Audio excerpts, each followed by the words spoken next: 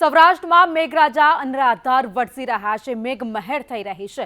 ત્યારે 10 વાગ્યા સુધીના આંકડા ઉપર નજર કરીએ કે ક્યાં કેટલો વરસાદ વરસ્યો છે। સૌથી વધારે કલ્યાણપુર તાલુકામાં આભ ફાટ્યું છે। કલ્યાણપુરમાં 2 કલાકમાં 5 ઇંચ વરસાદ ખાબક્યો છે।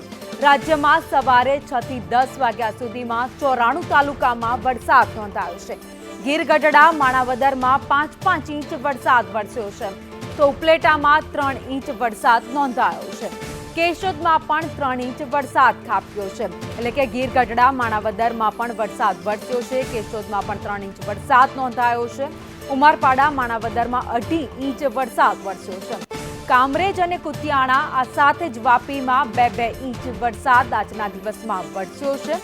વરસાદ વરસતા અનેક જગ્યાએ પાણી જ પાણી થઈ ગયા છે। તો માળિયાહાટીના જલાલપોરમાં પણ 2 ઇંચ વરસાદ નોંધાયો છે, તો નવસારી વાલિયામાં પણ 2 ઇંચ વરસાદ વરસ્યો છે।